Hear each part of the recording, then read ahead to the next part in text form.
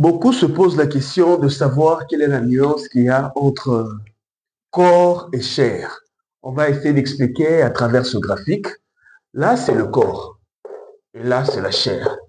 Le corps, c'est la partie matérielle, la matière, le physique, c'est qu'on peut toucher. Et la chair, ce sont ses influences, ses intentions, ses désirs, ses envies. La partie immatérielle, l'essai qui fait qu'on fait. C'est ça la chair. Comment fonctionne la chair et comment fonctionne le corps pour que tu fasses asseoir mieux la différence? C'est la chair qui peut inciter le corps à poser une action, un acte ou un mouvement influencés par les désirs, l'envie, le sentiment, qui sont même la représentation de la chair. La chair, c'est quand une influence n'est pas soumise à notre raison. C'est juste un sentiment, une envie, un désir qui n'est pas soumis à notre raison, qui veut dire sur lequel on n'impose pas une loi, un principe, une norme de bon sens pour juger de sa fréquence, de sa proportion ou du temps de sa légalité.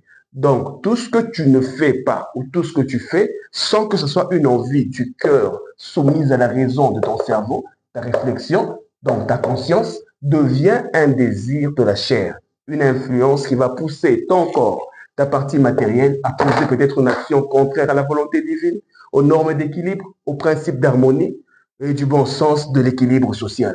Donc, c'est ça vraiment la différence en vrai qu'il y a entre le corps qui est le toi manifeste et la chair qui est le toi influencé, qui peut influencer la mouvance, le corps, sans y mettre de la raison.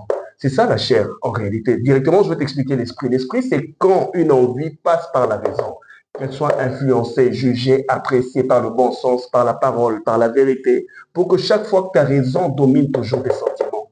Ça, c'est le désir de l'esprit. Quand la raison domine sur les sentiments pour créer un équilibre. Mais quand c'est juste les sentiments qui influencent nos actions, ça, ce sont les désirs de la chair. Donc, domine ta chair par ta raison pour toujours donner raison à ton corps. Conscience.